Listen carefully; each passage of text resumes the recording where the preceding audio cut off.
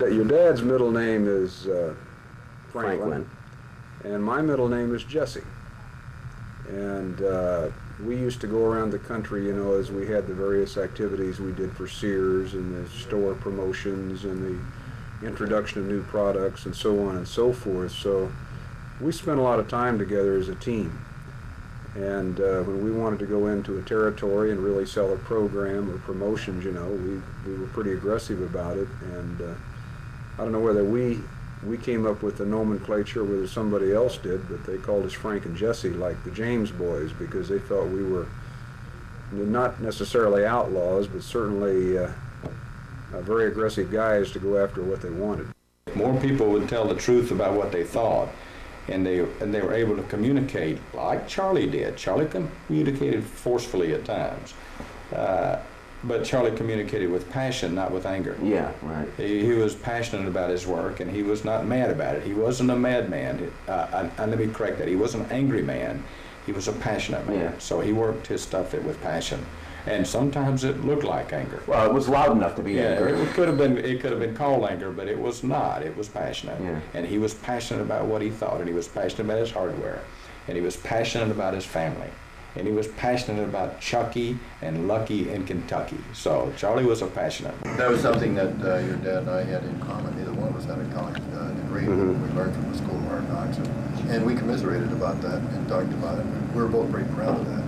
That we, a couple of country boys, one from Wisconsin and one from coal fields of Kentucky, got that far in a major multi-billion-dollar corporation.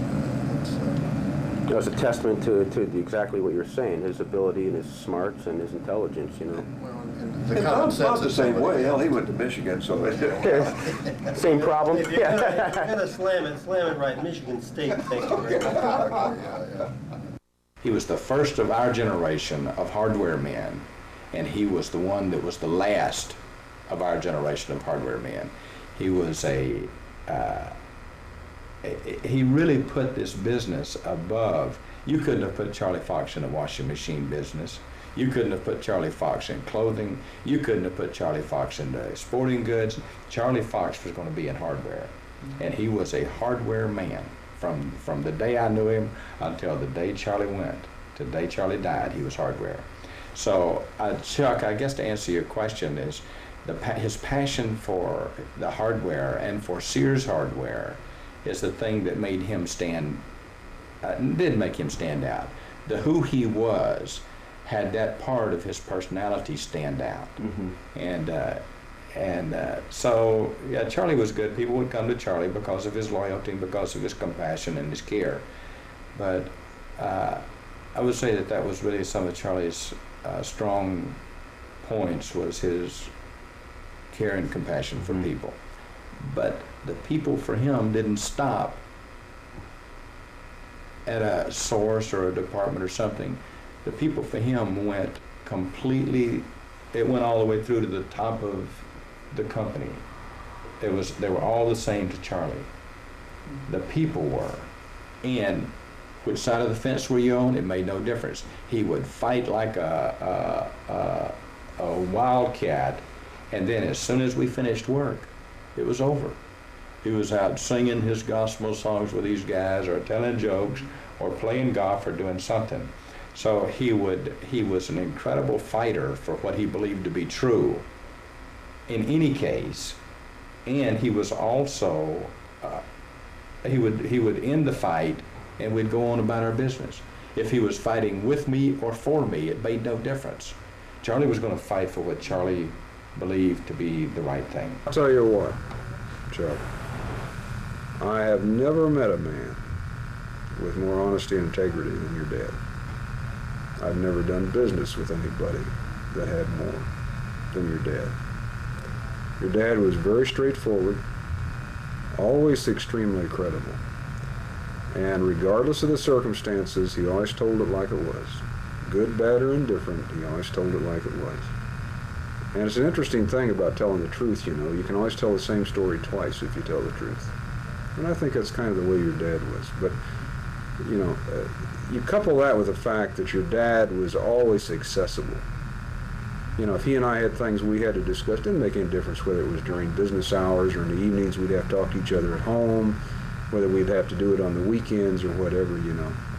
That's the type of relationship that your dad was capable of developing and nurturing.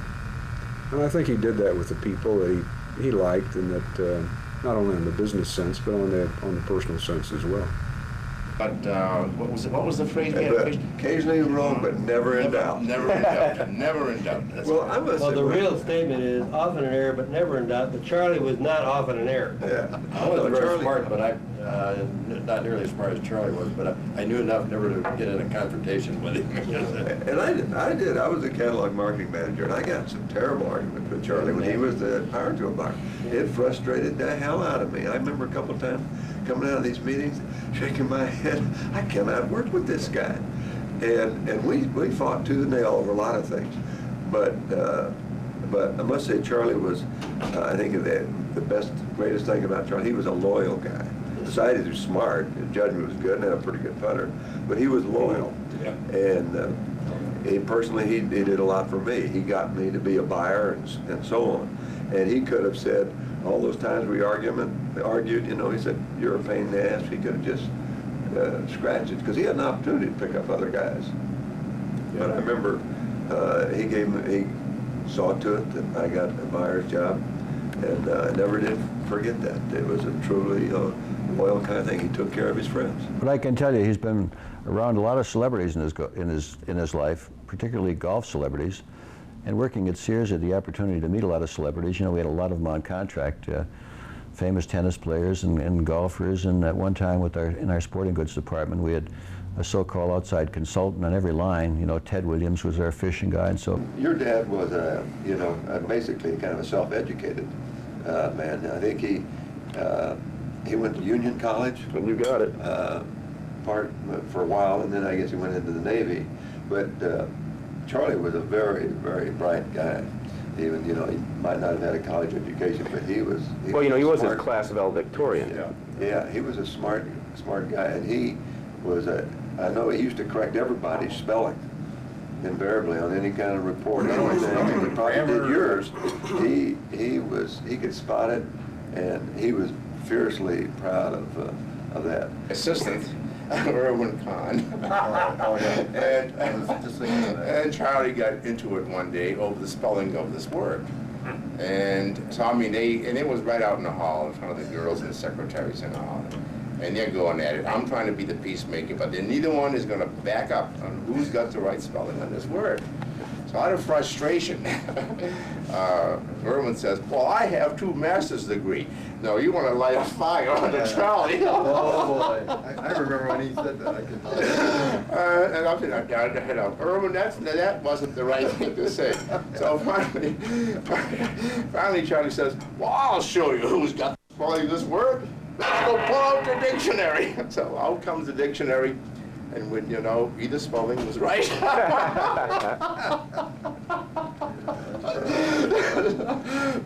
guess the other thing that always reminds me of Charlie is his ever-presence and his ever, he always had the ability to come up with a joke.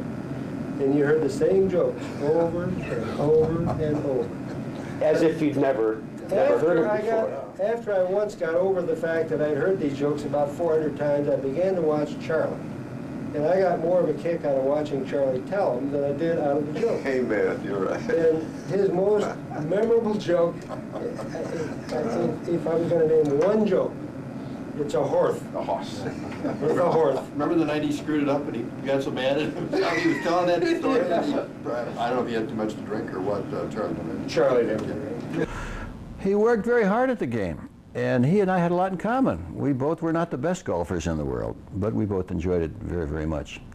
But at the beginning, I used to be able to drag him into the golf cart with me, and we'd ride in the electric or the gas golf cart. But later on, he insisted, by golly, I'm going to walk 18 holes. And he did. And I don't think we played a golf game in the same golf cart in the last 2 or 3 years. He was out there wanting to get some exercise, and he took exercise pretty seriously at the end. Charlie would have had the same batting average, Chuck. I don't want to give him I don't want to give him a credit of having a good batting average like he did something right, or he went thing. Charlie's batting average came from who he was. It was the fabric of Charlie that made Charlie to be who he was. Not the fact that he was going to do it right or win or some other thing like that. He did it that way because of who he was. He wasn't trying to make a point. He wasn't trying to win. That's just the way he did it. You're going back, that's right. It took about 5 years to build the building, and I guess the building was finished in about 1973.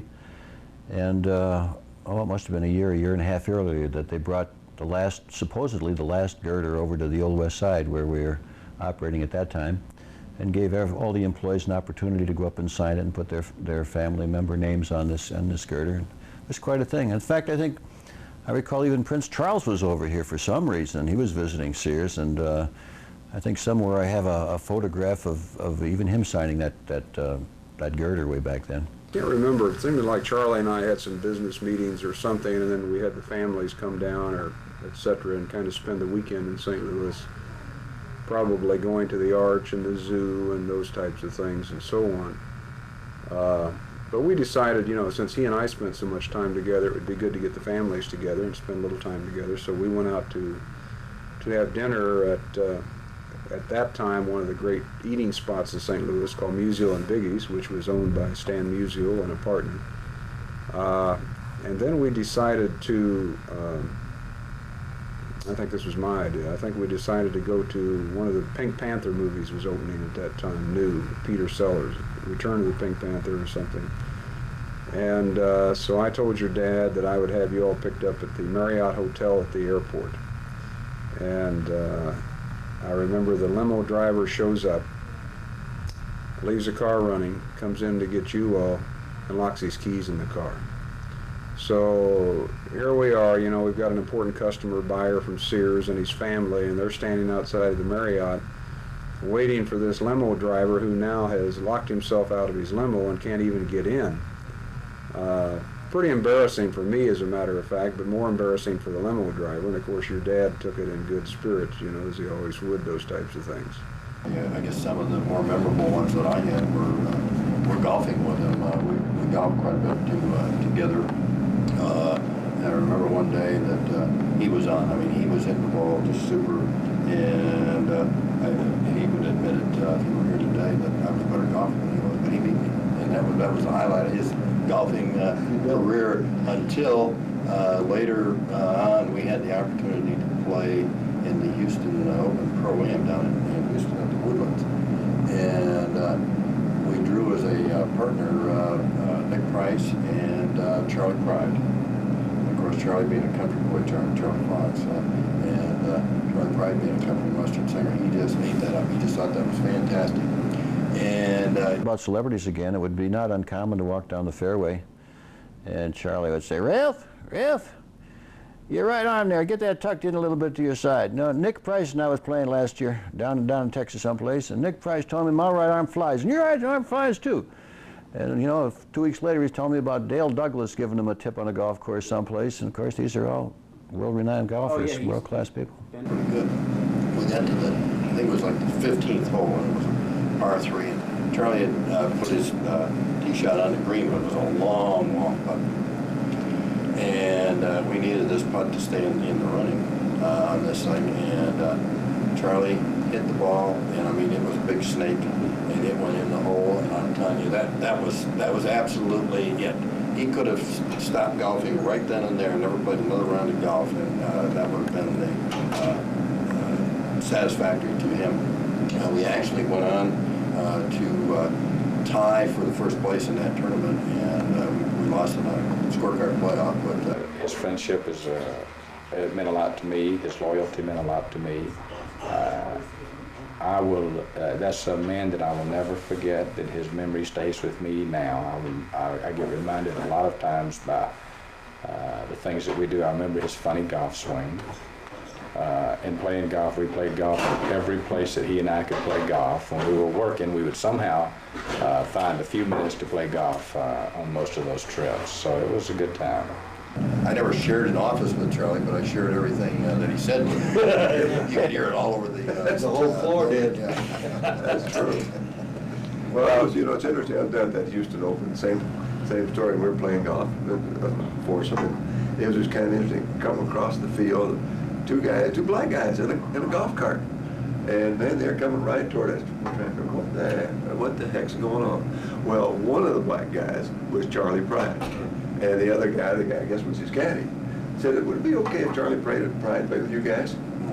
And what do you say? You said, "Man, you bet." Yeah. And it was great. This guy, by the way, Charlie Fox was a good golfer. Charley Pride was terrific. Oh, yeah. He was a hell of a golfer. Anyway, so we met him. It was wonderful. And that night they had the big banquet. And since we were personal friends of Charley Pride, he was the warm-up act for some other group. And let me tell you, he was by far and away, he killed this act. Charley Pride came into our life with Charlie Fox. We went down to Nashville for some program, and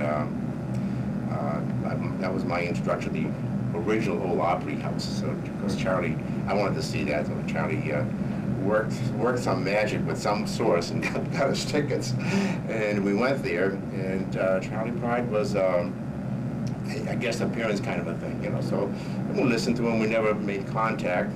Then we went to the hotel, old Admiral Bimbo Hotel, and we get up to the 23rd floor, we get off the elevator, and there's Charley Pride with about 4 or 5 old hags. I mean, they're just all over this man.